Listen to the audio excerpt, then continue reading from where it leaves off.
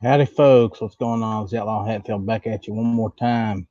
For right now, ladies and gentlemen, I am sitting in this wonderful Google Hangouts lobby all by myself. I've got some links out. We'll see who shows up. Hey, Midnight, how you doing, buddy? Man, it's been an interesting week, guys. Hey, Mad, how you doing? We had a false alarm with the hurricane. We thought we were going to get nailed. It bypassed us completely. Got a few little wind gusts, nothing major. A little bit of rain. Just basically, it was just a big letdown. So everybody got all panicked around here for nothing. I hope my cuz is okay. I'm sure he's not hiding under his bed anymore. So you know, he was kind of worried about all the wind and rain and weather, but it's okay. It's okay. We're doing good. We are doing quite well. Midnight, if you would like a link, I would be more than happy to ship you one out. Since I see you standing around out there, not doing anything important. Uh, but yeah, we're fine. I went to work every single day. Didn't miss a minute. So they were talking about shutting the island down, and then they decided not to. So just a great big false alarm, and that's something to be thankful for, I guess. But just got a message from Gary. He said he will be in here in just a few. And ladies and gentlemen, I just realized something. This is episode 30. I can't believe I've already done 30 of these things. It don't seem like it's been nearly that long. It, wow. We've had some fun. Put on some pretty good shows, and I've done some great interviews with some very good people. So yeah, 30 shows. Certain things just dawn on you. Yeah, that's what I'm saying, Mad. 30 of these already. Um, it's missed one or two here and there throughout the year, of course, because things come up and I just missed the show. But for the most part, we've been here pretty much right on every time. So 20 more, we'll be hitting 50. We might have to do something special on that 50th show. Yeah, no pants show. All right. We ain't gonna do no pants show. I like having pants around. Thank you. Pants is Okay. my buddy. Different pants. Oh, oh, you're talking about the pants you actually wear. Okay. Uh huh. Uh huh. Uh huh. Oh no, no, no. We're not gonna do that either. The show sucks. No. The last thing I want to do is see you running around with no pants on. Mm. It's a pants off cook off. Well, I'll tell you what. You can have a pants off cook off in your own time in your own house, and we don't have to know anything about it. Man, I don't want to burn my wiener. Besides that, what would your wife say? No. She'd probably be throwing up, so I don't think she'd be saying a whole Oh well, you said that. I didn't. lot. That's right.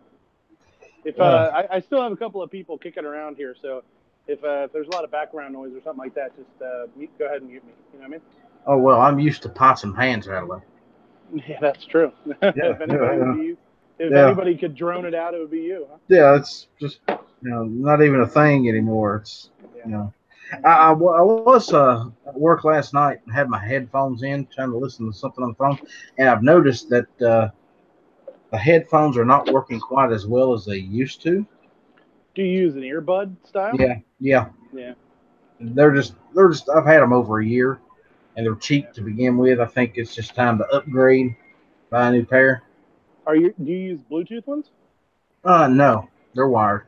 I'll tell you, I've gone through a couple of different Bluetooth ones.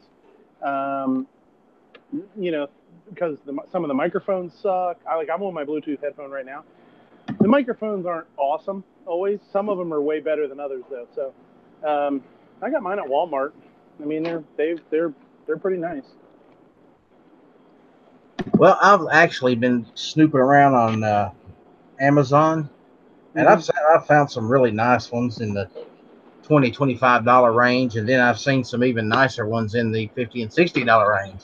Yeah, that's what these were up around $60. Yeah, but And I tried a couple of them because I had a couple of LGs, I had a couple of inexpensive ones, and the microphones all sucked. So I wanted to be able to use it for my chats and stuff, and then use it around the house. So it kind of I paid a little bit more, but they sound pretty good for what they are. why didn't you put out videos on those, man? Reviews. Yeah, I should. Well, I didn't put out videos on the other ones because um, I was having some issues with them, and I actually talked about them a couple times, but I never actually did a video. I'll have to see if I can find the box because yeah, these are pretty nice. Yeah, okay, you sound amazing. I mean, it's crystal clear. Well, I'll tell you, it's okay on the phone, but I mean, if you listen to my live chats, when you use it through the computer, it sounds really good. So I can't really complain. And they've been holding up pretty good for me. The battery life is crazy. It's like 12 hours or some shit. It's amazing nowadays what they can get out of a freaking battery. I remember Yeah, back in the day, anything rechargeable lasted like an hour and it was dead. yeah, especially cell phones. Remember how Yeah. long those cheap flip cell phones? They'd Oh my promise you God. they'd promise you 12 hours. You'd be lucky to get 3.5. Uh-huh. Yeah. Yeah. Yeah. And So what's going on with you? you're overcharging it. No, motherfucker, I am not overcharging it. That is not the Well, problem. well, I'll tell you what. You know what? I always wondered about that. Like, should you charge? Shouldn't you charge? Blah blah blah. I had a battery replaced. I got to replace the battery in this phone too, just because I use it so much, and I'm just always on it and I do all my videos on it and shit. So when I was down at Hatfield the last time, I had him put a new battery in one of my phones, my old phone. I asked the girl, I was like, so what's up with batteries? Like, should you charge? Should you not charge? Should you let it go dead? Should you let it get low before you charge it? And she was like, you know what? Um, just plug it in whenever the hell you can. She said the batteries nowadays have a 500, they call it a 500 cycle life. That's the ones that she was talking about at the time, about a year ago. And she said pretty much anytime you charge, hold on a second.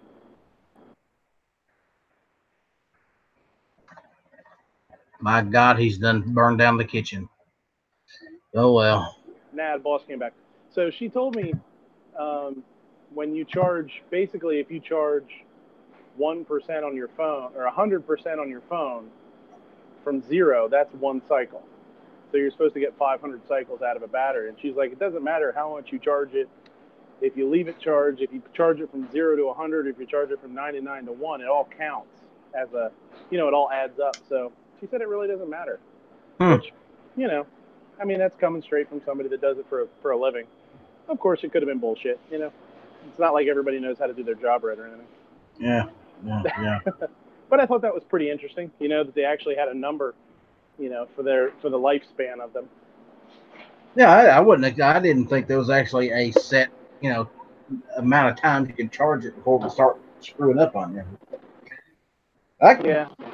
I have this Galaxy Tab that I used to get on these shows with before I had the laptop I'm dealing with now.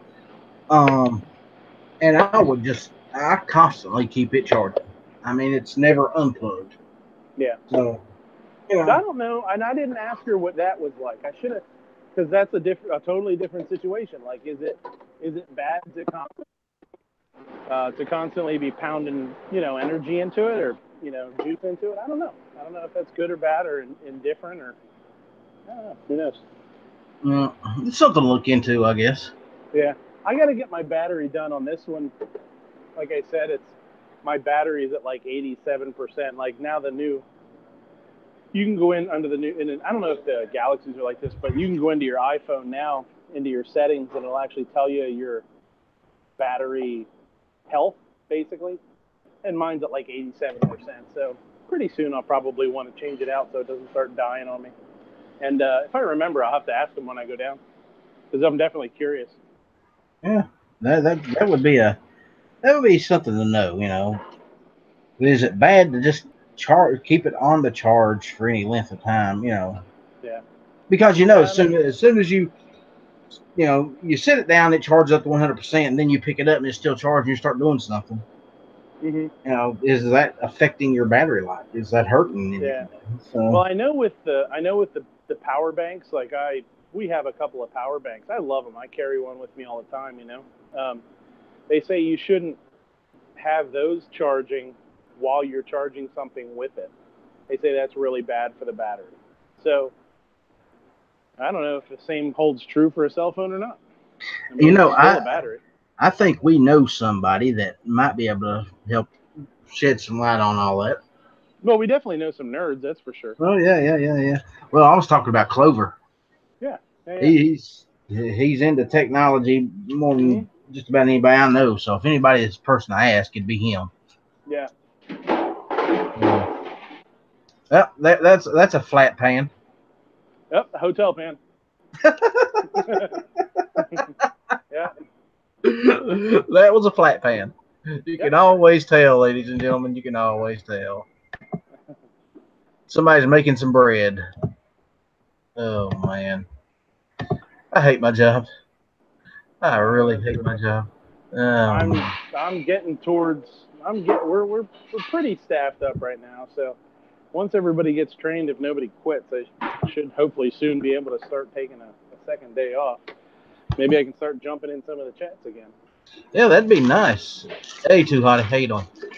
Um, you haven't had 2 days off in a weekend forever, huh? I've worked so for the past about year and a half. If the restaurant's open, I've been here. The restaurant's closed on Sunday, so I get Sunday off. Um, but other than holidays when the restaurant's closed, or when my son was in the hospital, I was off.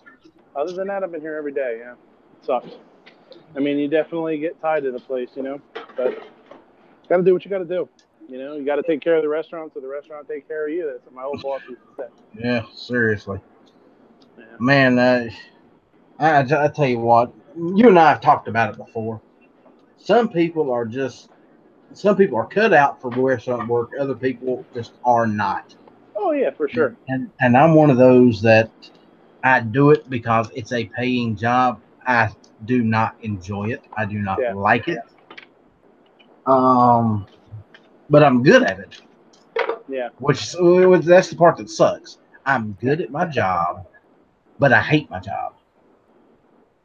And I'm sure we've all been there at one point in time or another. You're good at something, you just can't stand doing it. Yeah. But and now and the last week, uh, after the other guy quit, I've been working by myself. So you know, Yeah, that blows. so I mean, I'm running the we front always and the back. yeah we pretty much run with one dishwasher, but we don't do a crazy amount of volume. You guys down there especially during the busy season. Oh my God, you must get murdered, huh? Oh, we get slammed. We get slammed hard. Hey, Gary, how you doing, buddy? Hey, what in the world am I looking at here? That looks like a sink and a cutting board. Nah, it's just a cutting board. Mm. Oh, that's a pan. Okay. Yeah, it's a sheet tray. Yep. Yeah.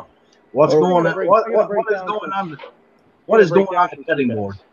I gotta Mm. break down some sea bass. There you go. Make sure you tell your dishwasher to bleach that thing and scrub it real good. Yeah, it needs it. It's got some. I don't know. It looks like roasted red pepper or something. It's stains in there. Oh yeah. Oh, we have a bunch of different kinds, colors. We use red for meat, yellow for chicken, green for veggies only. But we got a couple of white ones, and they get pretty beat up. Well, all of ours at work are white, Yeah. and Oh, really? at night I scrub the hell out of them. Ooh, Yeah. that is a nice piece of fish you got there. That's huge. Okay, well, you know the size of a hotel or a sheet tray, right? A full size sheet tray. Uh huh. This is longer than the sheet tray. Now, That's one side. ladies and gentlemen, I want you to pay attention to this. I've got the camera stuck on midnight here. Show us how you do this professionally. Look at that. Oh, okay. Well, it's sea bass. We use Chilean sea bass. So you got the ribs here. This would be the spine. Ribs go down, so you always, and this is where the belly is. This would be the belly. So I'll actually trim the belly because I can't get steaks out of it or fillets out of it. But what I do is I chunk it up, and then we bread it and flour it and fry it. And we use our Szechuan sauce, and we do like a Kung Pao sea bass. So we do it over fried rice. It's actually slamming. It's a really neat use for the tips, you know. Yeah, sea bass is great, man. And I'll tell you what, years ago it was actually considered, you know, they had put it on the endangered species list because it had, you know, the amounts had gone down. But it's doing great now, man. Conservation worked really well, and I mean, this is huge. Years ago, you didn't, you know, 10 years ago, 8 years ago, you were getting fish that were or sides that were, you know, 6 pounds, 7 pounds. This was like a 17-pound side, just one side. So that's pretty awesome, you know. Man. Now, how big of the chunks do you cut out of that? We cut 7-ounce portions, so Mm. that's, you know, and if they're real thick, we'll cut them into two, like that guy. I don't know if you can see it. We'll cut two portions out of it, so that way it doesn't, you know, it cooks a little faster, stays nice and moist. See, now I'm getting hungry just looking at that. I want some Yeah. fish now. Yep. Yeah, it's good stuff. I know you're. I mean, you know, it's expensive. I mean, we try not to put anything on the menu that competes with it because you know you want to move it, but I don't know. A lot of places don't have it anymore, and a lot of places that do it try and do too much. You know what I mean? We do a real simple way, keep it nice and easy, and just kind of feature the fish. You know what I mean? And not kind of cover it up. And a Now, lot of places. Go ahead. is there a reason why you're cutting it at an angle instead of straight down?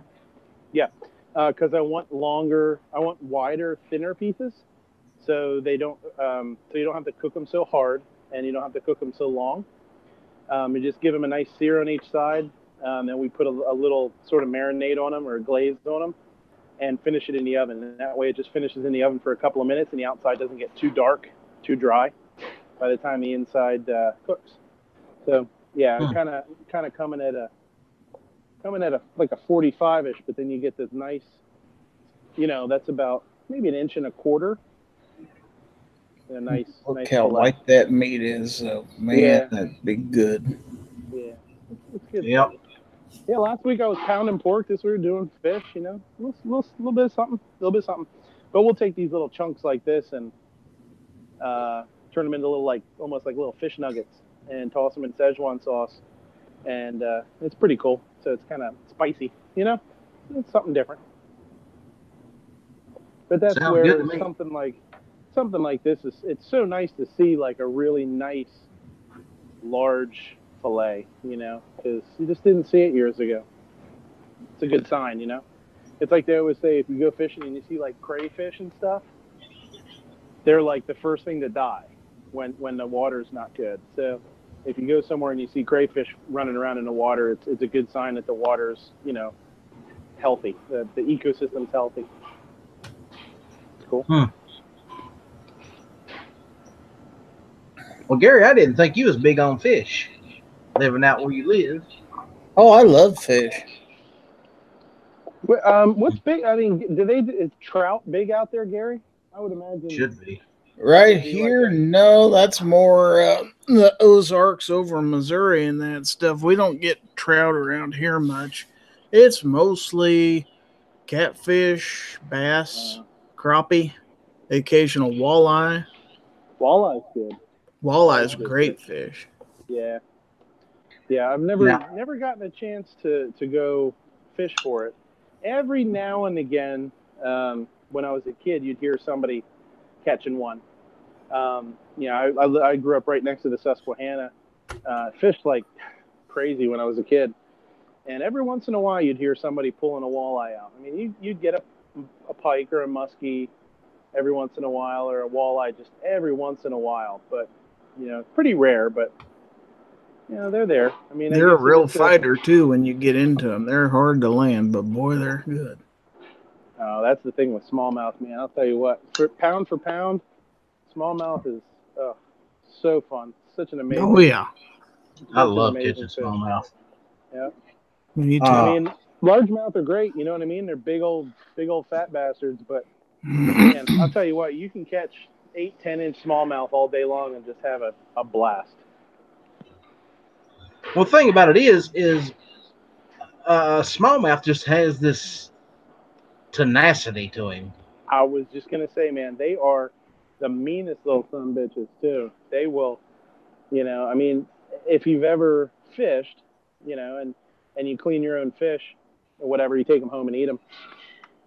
One of the most fun things to do, I used to love to cut open the belly, and see what they were eating. And there's, crayfish and frogs and, all sorts of stuff. But then every once in a while, you'll find like acorns, walnuts. Yeah. Because they just see something, they're like, I'm gonna eat that. I'm gonna eat that goddamn thing. I don't care what anybody says, Well, here's the difference between fishing smallmouth and fishing largemouth bass.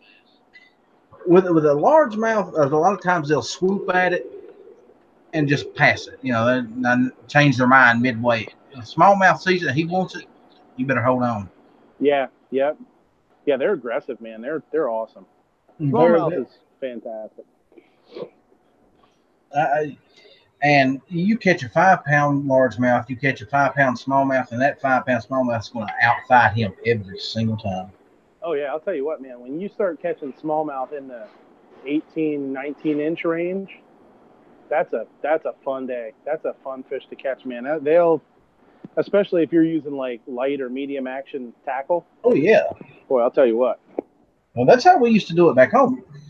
The river we fished in wasn't, very wide, and it had some very deep spots in it. Right. I mean, when I say very deep, I'm talking maybe 18 feet in certain spots. Oh, that's real deep, yeah. But in most places, you could wade across the river and not even hit chest deep. Mm-hmm. So in the summer, we would wade up or down river depending on the day, and we'd spend 5 or 6 hours just wading down the river, catching smallmouth. I did the same thing.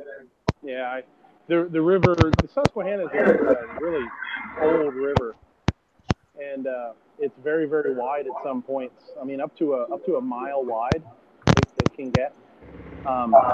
So there's some points that are kind of swift or whatnot, but there's a lot of those lazy old chunks of river that are great to wade. Yeah. And I especially love topwater. Topwater is one of my favorite things to fish with. So fishing behind grass patches and rock walls and stuff like that with topwater was just I don't know, man. That was my thing. I always like catching smallmouth with spinners, or those old little Rebel crayfish lures. Yeah, yep, man, you'd slay them with those things. Yep.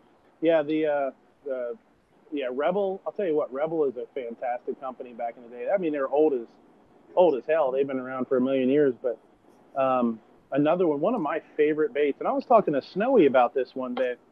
I used to love a company called Heddon, Heddon. They make the torpedoes.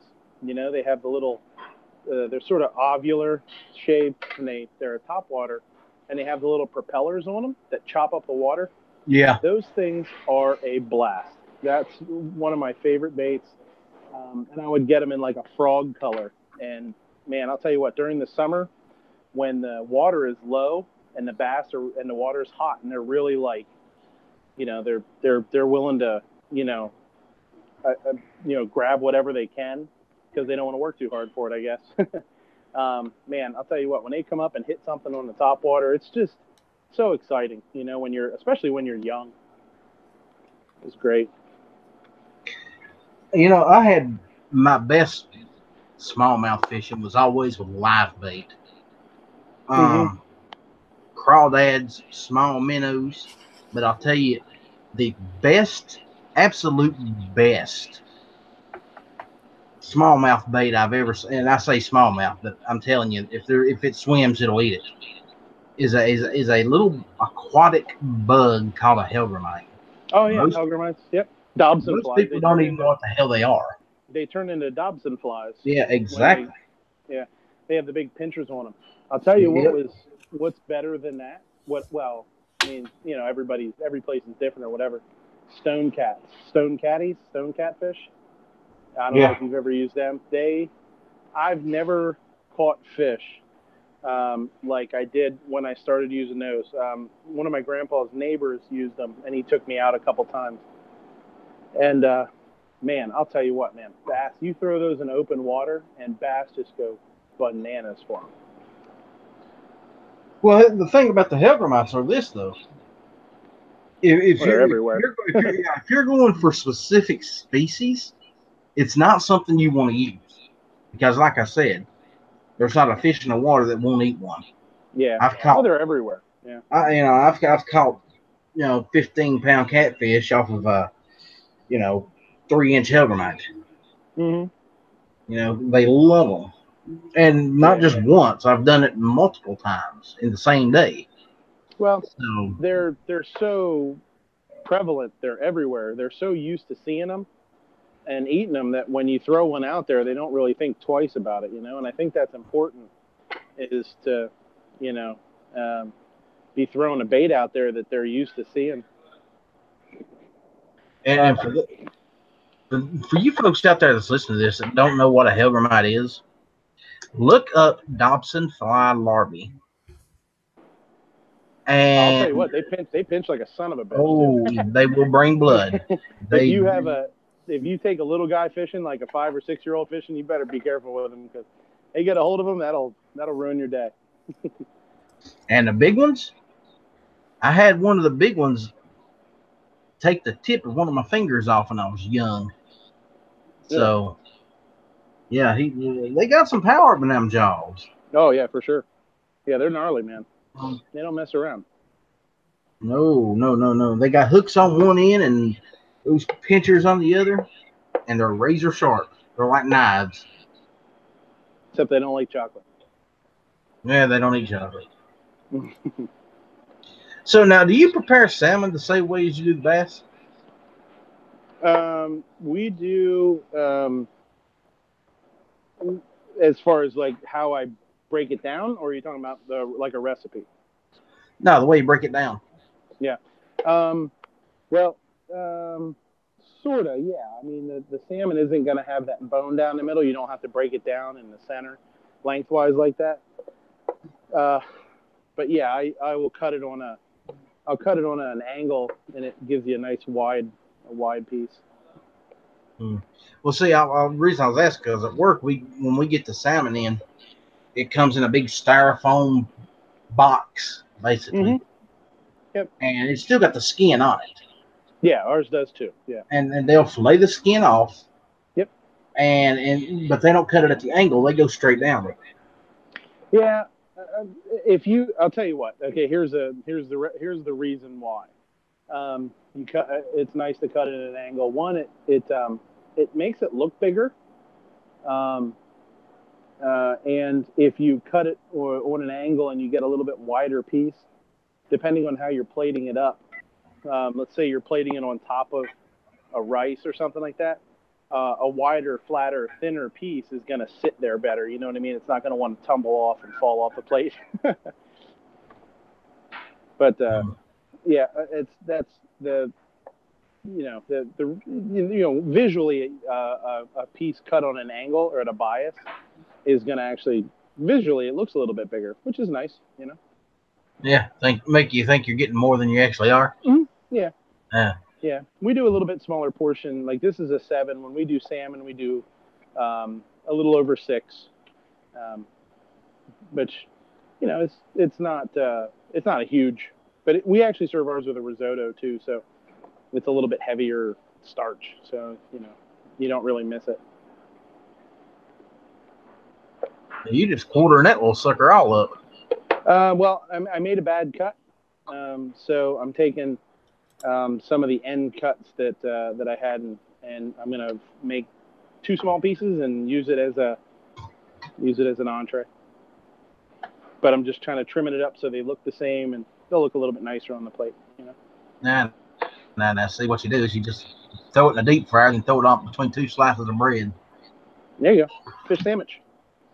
Yep, there you go. I've actually used this I've used the scraps before to make fish sticks out of. They were slamming. I did like a tempura batter. But then when you get down towards like this is that belly section that was originally there, and it's a lot tougher.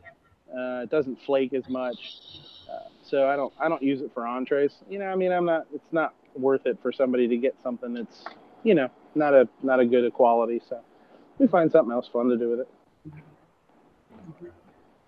Now, on a catfish, that belly is some of the best eating on the fish. Well, same thing with like tuna too, because there's a lot of fat. It stays nice and moist. Yeah, it's called the toro in tuna. Oh, I didn't know there was a specific word for it. Mm-hmm. Yep.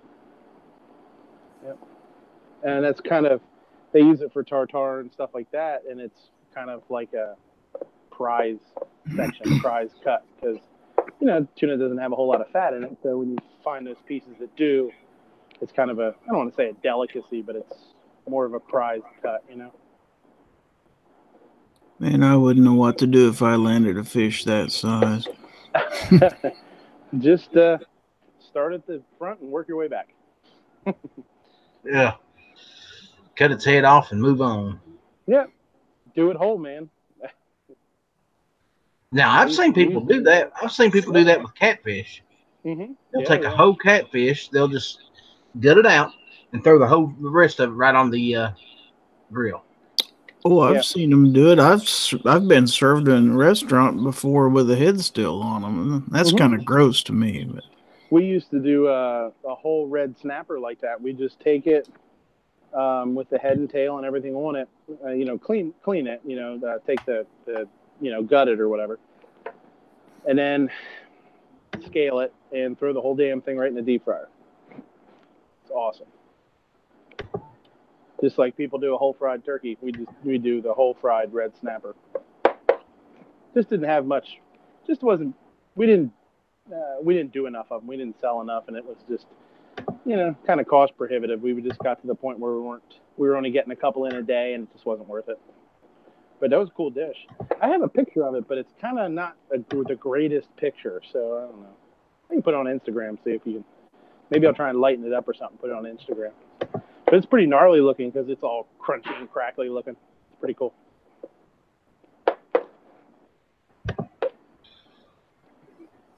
he looks like he's done that once or twice, doesn't he? Yeah, he looks like he's had a little practice.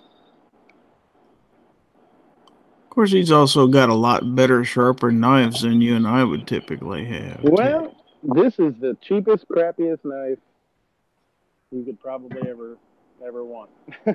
We get a knife service in once a week that switches out, and just because we don't have a lot of people that have their own knives, so you kind of supply them or whatever. But I get so used to using them, I don't really bust out my knives anymore. I was actually talking about that, I think, on my show last night. Somebody mentioned something about that. You can do a lot with a cheap knife if you keep it sharp and if you've been to culinary school. I had to actually teach the prep cooks how to sharpen knives. I was like, good Lord. Yeah. But he was trying to sharpen it with a oh shit. There's a name for it. A steel, not a sharpening steel, a honing steel. And dude, you're killing yourself here. Oh, like a real fine one. Yeah. Yeah, it'll take you all day to get it sharp. So they had three of them sitting there. I found the one I needed, and I showed him how to do it, and he's like, "Wow!" I was like, "Dude, it's not hard. It's not hard. A good knife, you sharpen once, and then you hone. That's all you have Yep. to do with it. Yep. Unless you're, taking it out to the woods and just abusing it, like I do with mine. Well, yeah. I mean, when you start using it on animals, you start hitting up against bone, stuff like that, or chopping through the joints. Yeah, they Yeah, get pretty banged up. yeah, or carving steaks or stuff like that. Then they get dull. Then you have to do a little more than just run them over a steel. You have to actually get out and sharpen them. Yeah. But for general purpose, no. It's just you're eating your blade for nothing. Oh, my favorite little pan right there, ladies and gentlemen. Those are the Six pan. bane of my existence. Six pan. Now, I bet you I washed 400 of those a night. I wish I had that many. I'm always running out of damn things. Good Lord. Well, we've got them in the stainless. Hmm. We've got them in aluminum, and we've got them in plastic. No, aluminum ones, really? I've never seen aluminum ones. I've seen the really, really inexpensive thin stainless steel ones, but Well, maybe that's what these are because they're not very heavy. You can tell the difference when you pick them up. They're not as yeah, heavy as the other ones. that's probably what it is. They're a different gauge steel. Like this one, oh shit. Don't drop it. Usually there's a. This is probably too old to see it. Usually they have like an etching or something that tells you what gauge steel it is. Yep. So let me ask you a question. Uh huh. And this is one that I've seen them do at work, and I wonder about it. Mhm. So they'll take these pans like you've got there, and they'll run off with them, and 2 minutes later they come back with you know 3 or 4 that they didn't use, and instead of putting it back on the shelf, they're clean, but they put them in the dishwater. Does that Oh, make that's any kind of bullshit, man. sense to you? No, it's bullshit. That's. I'll tell you what. Yeah, that's horseshit, man. I'd be pissed off if I was you. They do it every Yeah, single time. yeah. And I was like, That's why do you do bullshit. that? It's a clean pan. I just Well, I'll washed it. tell you what too. I've been on saute. Yeah, I saute when I'm on the line. I generally saute. Um, and I hate to see people on saute station not reuse a pan if they can too. You know what I mean? Use it once, send it over to dish. You know, um, I'll save it if it's my pan that I use for risotto. I'll use an order. I'll make an order and then I'll keep it there. And then when I get another one, I'll reuse it. As long as the pan doesn't get scorched or anything like that, no big deal. Because I feel bad, man. I feel bad sending shit over to dish that doesn't need to go to dish, man. It's bullshit. But I've worked with people that are the total opposite, man. They just use it and throw it over there because they don't have to wash it. Yeah, Bullshit. exactly. Exactly. Well, that's what I was trying to explain to one of the guys at work the other night. He was complaining because, well, you guys aren't washing the line. Motherfucker, I'm working by myself. If you was Yeah. working any other place than where you're working right now, it would be the cooks that clean the line because that's their area. Yeah. You know, so they get pissed off at me. Well, I'm one person. I can't do the job of 2 people in 7 hours. It ain't gonna happen. I do what I can, and Yeah. I mean, it's tough because you're always going to have some people that are busier than others, and it's hard to it's hard to balance. It's hard to balance everybody out. I mean, that's why cooks and servers never get along because the cooks really don't have downtime. The servers get the downtime, in between, and I don't know. It's just no, it's going to be a never-ending battle. it's weird at work because it's not like that. If the cooks are having downtime, the whole restaurant's got downtime. Yeah. But if the waitresses are busy, the cooks are busy. Mm-hmm. So but it might have something to do with the fact that it's a 24-hour a day operation. Doors never shut. Yeah. And we got these customers that come in there every single day. I mean, there's three or four of them that's there daily, and it's just where they eat. They'll come in for breakfast. They'll come in for lunch. They'll come in for dinner. Yeah. Well, it's that small town mentality, which is awesome. You know, I mean, it's the same way. I grew up in a real small town, and our my grandpa and I would when we went up to camp, we would always go to the same diner. You know, and unfortunately, it's closed now. It was open till up until a couple of years ago, and my aunt actually got me a gift certificate there. Just because she knew my grandpa and I went there, and unfortunately, they're closed down now. But um, yeah, I mean, it just becomes like your place, and that kind of people still have that mentality, but they don't have it with the same fondness.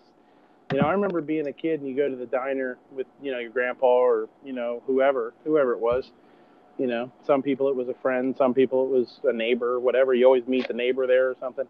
Yep. It's like you always remember that, and nowadays it's like, I don't know, a lot of people don't take that, they don't like that. It's not a big thing to them.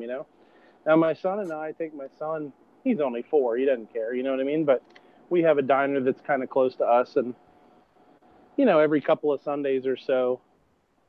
Well, like that day I took him to the gun show. We left the gun show and went to the diner and just hung out and, talked and, had a good time. It's something that I think is, it was us and a bunch of old people, and they loved him. I mean, he was waving to them and saying hi, but it's something that, not everything has to be go go go. Some of my fondest memories are just sitting with my grandpa and talking. Sitting outside, sitting up at camp, sitting at the damn diner. The fact that he was left-handed and I was right-handed, and we would sit down about half the time on the wrong side of each other and bang elbows, and we'd have to stand up and switch seats because we would go to eat something and our elbows would smack into each other because he was using his left hand and I was using my right, and he was on my right. Like that's a dumb thing, right? But I'll never ever forget that my whole life. I'll never forget us going, oh, hold on a second, and we'd stand up and we'd switch seats. That's, I don't know. To me, that's the kind of stuff that it matters more than you really know until after somebody's gone. Oh well, I remember, me and my mom, or even me and my grandpa. You know, wake up in the morning and walk through the house. First thing you do is grab a cup of coffee, right? Well, mom would always be sitting at her spot at the table. She had this spot that nobody sat in because they knew that this was mom's spot. Right. You Right. know, you just didn't do it. It was like an unwritten rule. But I'd get up, go get the coffee, come back, sit down. She'd be smoking her cigarette. You know, I'd light one up, and we'd just sit there and drink coffee and smoke and not say a word for 15 minutes. Mm-hmm. Just stare at each other. Yeah. Yeah. I mean, we did a lot of that. We would go up to camp and just sit and listen to the cicadas or you know what I mean? Like we had a lot of, you hear that cicada. I don't know. You know what a cicada is. You're from West Virginia. You had them down there, the locusts and stuff. Oh yeah. And you just sit outside and you just listen to Yep, the sound they'd of like, sing in one tree and then they'd quit and another tree would start up. yeah, That's the you just sit. darndest thing. Yep. You just sit and basically just sit and listen to the woods, listen to Used to the love that sound. Yep. Some people hate it. That drives them nuts. I, yeah, it's just one thing in my life when I was young that I wish I had more now, which is something to just take your mind off of everything. Yep. I don't think as adults you got bills and blah blah blah all that bullshit. We don't have enough of that in our lives. Something Shoot, to we'd just sit out in take the your mind. backyard with our iced tea and we'd sit for hours till it got too dark to be out there. Oh yeah, yeah. Well, shoot, I would do that by myself. Go out in the when I was younger, I'd go out in the backyard. If I wasn't planning on a fishing trip, I'd go out in the backyard, sit there, and just look up at the stars. Oh yeah. And being that high in the mountains, like in West Virginia, Mhm. I have never seen stars the way I've seen there. Oh yeah. Yeah, you got to be somewhere dark. You You know, can't be near any towns or anything like that. didn't have all the light pollution that you do around here or in the bigger cities. Or it's Yep. just beautiful. Yeah, for sure. But we all grow up, grow old, have bills to pay, and Oh yeah. I mean, you got to do what you got to do, and that's yeah, what I had put that. I had put that picture of my old motorcycle on Instagram the other day, and people were like, "Oh, I didn't know you had a bike." I was like, "Yeah, I had to sell it. Had more important things to pay for. And it is what it is. But yeah, you gotta. Sometimes you just gotta bite the bullet. it sucks. It really does. I mean, I would love to have the life that I had when I was 15 back. Oh, everybody does. Oh Um, yeah. I mean, God, To my, heck with my, April my, 17th. I would wake up, drink the coffee, grab the fishing rods, and off to the river I went. Oh yeah. And they wouldn't see me until just before dark. And then I'd come home long enough to eat, grab a lantern, and go back. Yeah. Yep. Yep. Just easy. Yeah, Didn't need money to do this stuff. Every once in a while you needed a new fishing rod or some, a new couple of new lures or whatever. You got to buy your license, obviously.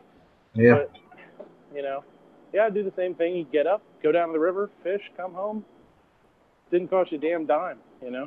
yeah. And I didn't sit in front of the TV all the time as a kid. Yeah. And when there was a couple of shows, I would watch the Transformers or GI Joe or something like that, and then after it was gone, back to the river I went. Except of course on Saturday nights, 6:05 Saturday nights, my ass was sitting in front of the television. What was that? Well, Perfect at six Strangers. oh Big no, Belsky Bartakulos fan. at 6:05 on TBS every Saturday night, NWA wrestling come on, and I Oh, never missed it. yeah. I That's would when not miss it. yeah, that's when I watched wrestling too. Is when I was young. My grandpa and I used to watch it. It come Oh, on yeah, Saturday mornings when I was growing up. I don't remember when it was on for us. I want to say it might have been in the late mornings too or something. I don't know. We got the local flavor stuff, like up at Kansas City and stuff like that.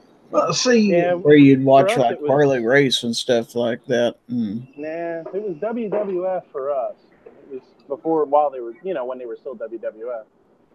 I don't well, think see, there was such a thing back when I was a kid. It was more regional.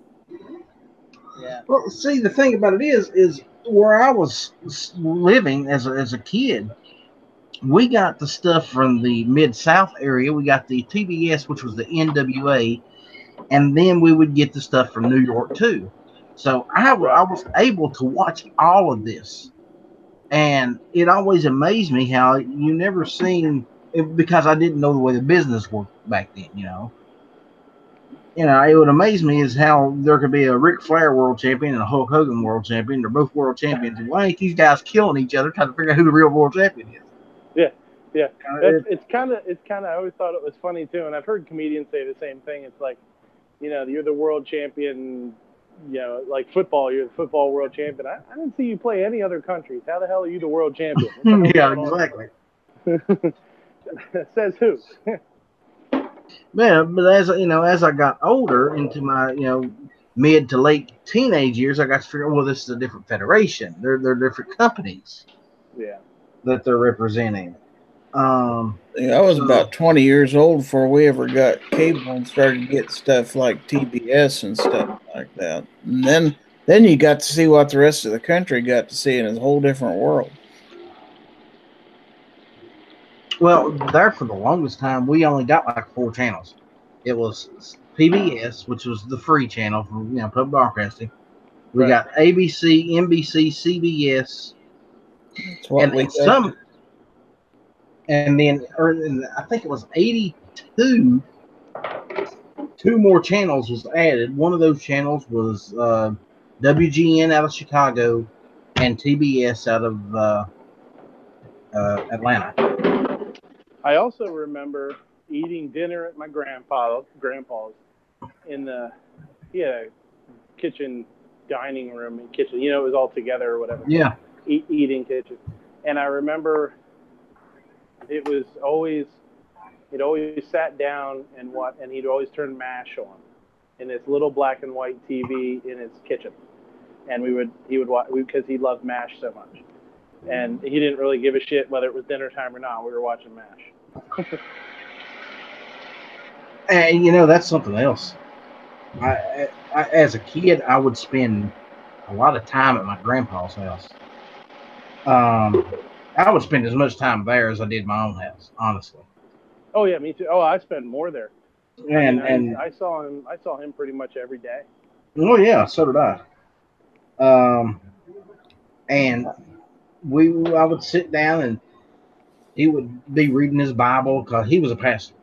So you know that's what he did.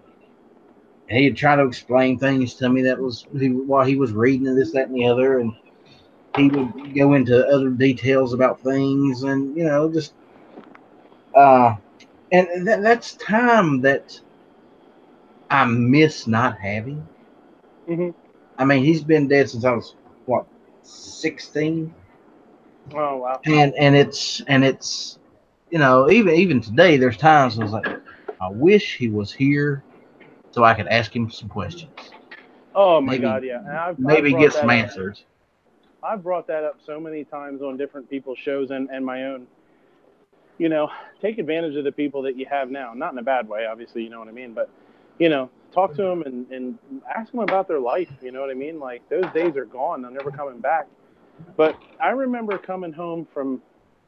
Now my grandpa grew up in a small town. He was born. He was born in a house in that town down by the river, in a really small town or whatever. And so it was like, you know, he's born there, raised there. Um, he went into the Marines and came back, and then worked at a Navy depot at the Navy base. And I remember coming home from school. I would walk down to his place after school, and I would walk in, and it would be him and his buddies that all went to high school together. They grew up together. A couple of them went in the Marines together. The other one went into the Army, and the other went in the Navy. They were all military. And I remember walking into the front door, and all four of the wives were in one room, and all four of the guys were in the kitchen, or the other way around. You know, you never really knew. But they would just be sitting around bullshitting, giving each other a hard time, talking about old stories, talking about, you know, oh, I remember the time where you tried to, you know, get so and so to go out with you, and you know she turned you down in front of all of us, and it was embarrassing. You know what I mean? Like, Yep. I remember when we got in a fight and you got your ass. My grandpa, they were always getting in fights, and they, you know, they'd be like, oh, I remember when we got in a fight down at the Moose, and you know, so and so got his ass kicked. Oh my God, we all had to run down there and help him. You know, it was, and I remember seeing that and being like, holy shit, this is awesome. This is what it's all about. You know, old friends that have stayed together for their whole lives, and they're together now in their old age, and they're just reminiscing and talking about how awesome their lives were, the good times and the bad.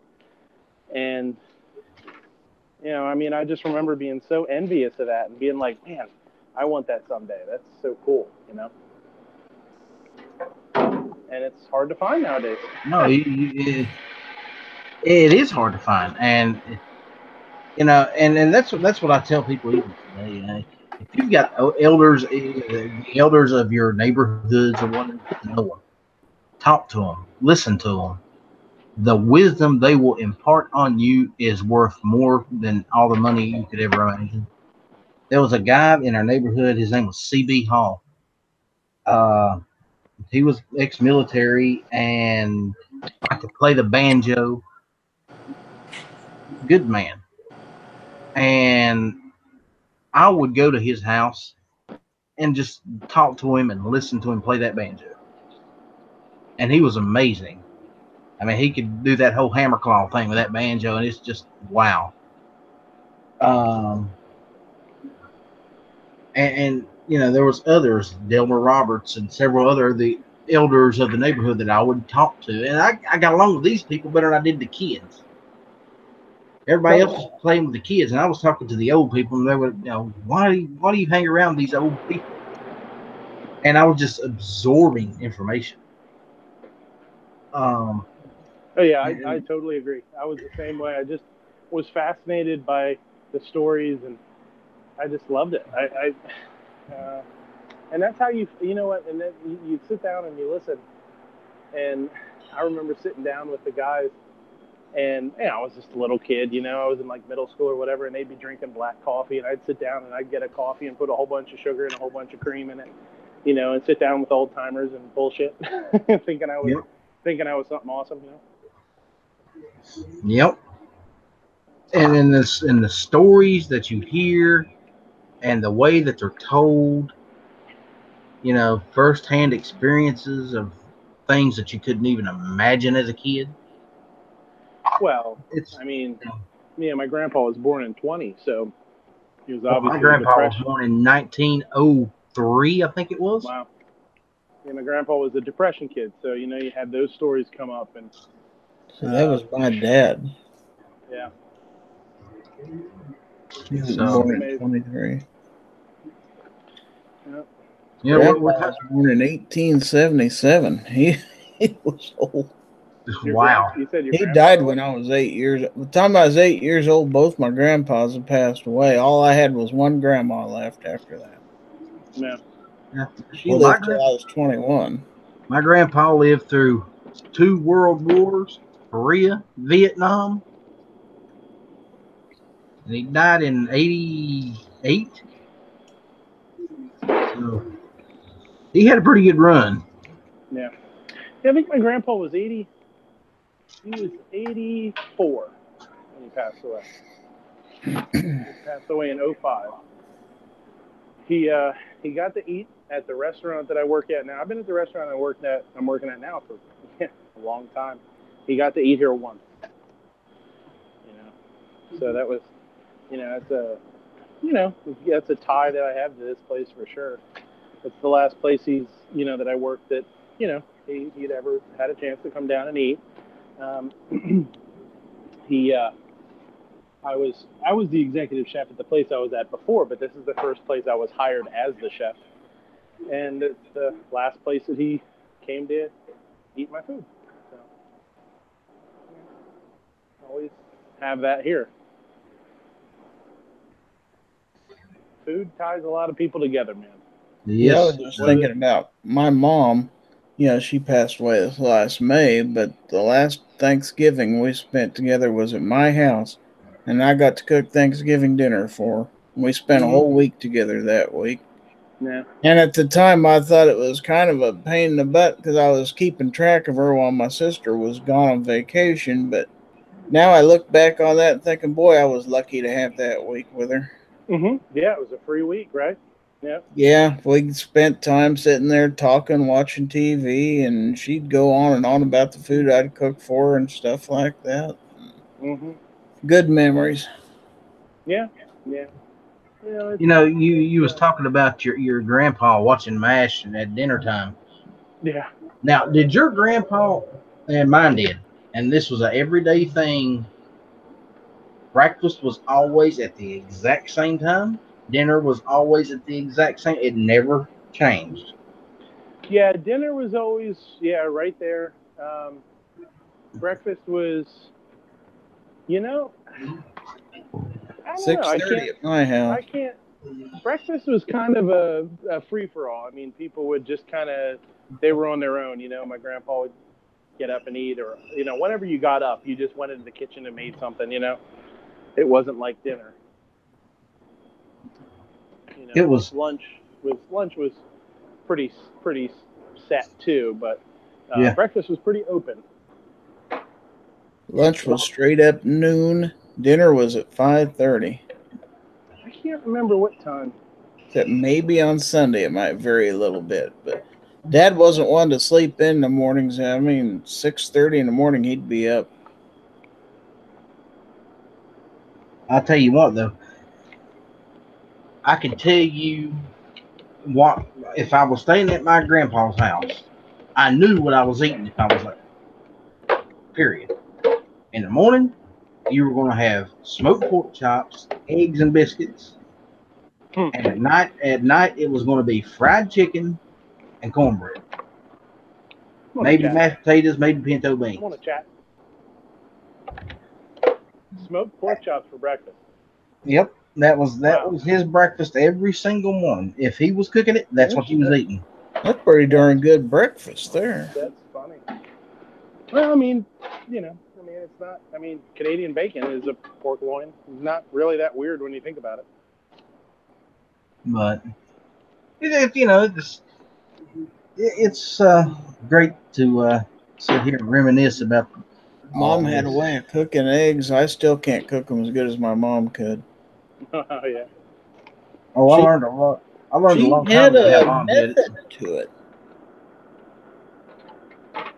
She I would put a learned. lid on there for like 2 minutes just to get the tops of them done. Never had to flip her eggs over. Yeah, that's my mom used to do that. She would do them in a pan and then throw the lid on and then just drizzle like a little tiny bit of water in there to kind of steam the tops. I personally don't. I don't. I like over easy, like really really light, like as light as you can do it. That's what I like. But that's how she did hers. Um, my mom would take.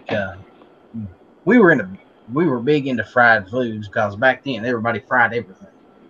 So if she was frying steaks for breakfast or dinner and we was making eggs, she'd use that grease to fry the eggs in, Oh or yeah. bacon, or pork chops, or just whatever. Nothing. She would not waste the grease. Of Well, course, yeah, she would buy the canola oil or whatever, but she wouldn't use it if she didn't absolutely have to. She'd use that bacon grease or the grease off the steak or the hamburger or whatever she's cooking to fry her eggs in. well, a lot of people don't really realize it or think about it either. That back in the Depression, when things were rationed so much, butter was a thing that was like super unavailable.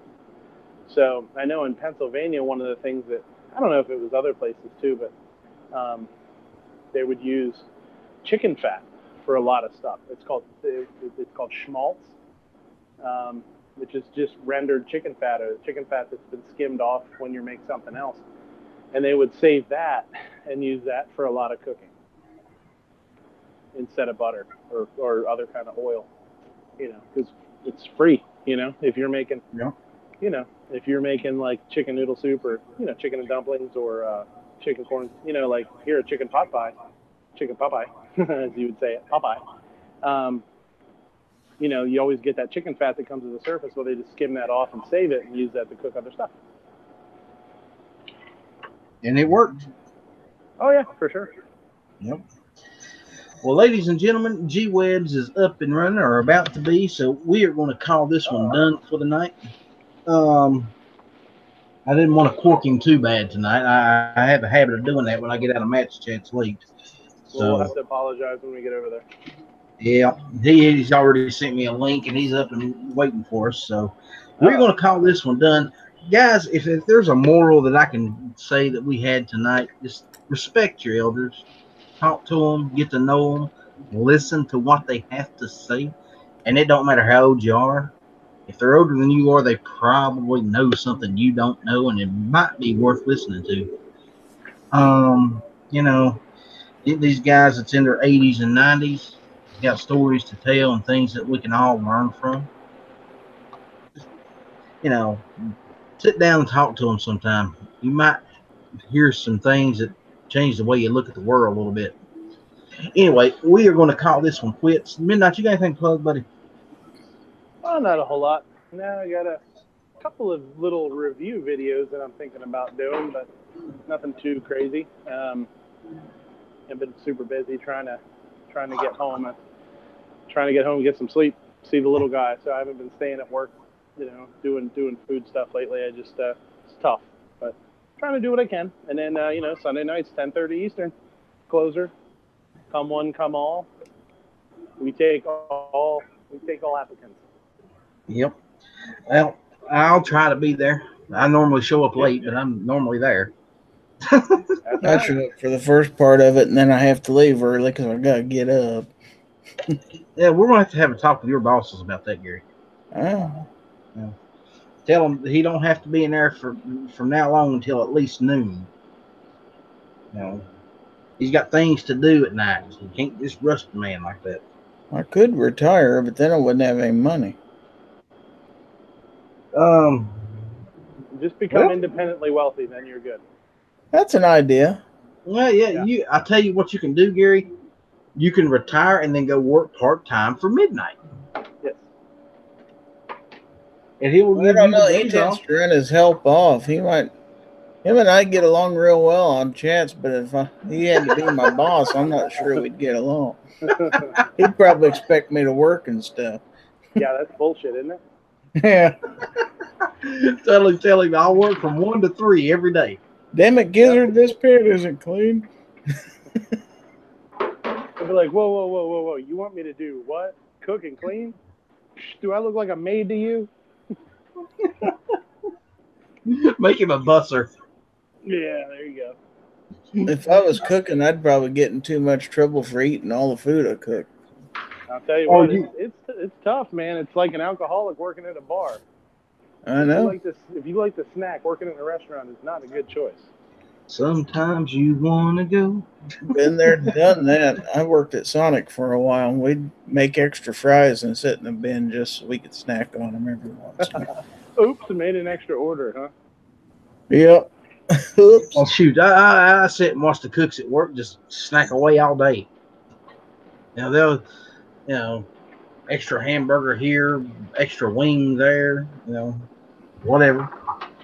Anyway, Gary, you got anything plug? Oh, I could just mention again about my 357 subscriber giveaway. I don't have a cutoff time. It'll probably be like Thursday or Friday. I'm going to cut it off. It will have been up a week or so. So if you want to name that chicken and get in a chance, just all you got to do is be a subscriber, verifiable subscriber. You can't be private. And suggest a name for that little pet chicken. And we'll have us. We're going to get together probably with some patrons and probably figure out the top 16 or whatever we want to do to make a bracket. And then we'll have to get together and have a bracket chat maybe this weekend or whenever we can get together and do it. So, Yay, cock bracket. Yeah. There you go. So that's what I got going on. Yeah, cool deal. Guys, remember to hit up gunchannels.com. Great resource there for any questions you might have about any kind of firearm related issues. You want to know something? Somebody there has the answer, definitely. If you'd like to support me and the channel here, I am over on Patreon, The Outlaw Hatfield. Look me up. And that's about it. I'll be back tomorrow night at 6:30 for my Tuesday night show. And thanks for stopping by, guys. Have a good night. Give them the bird. Always give them the bird.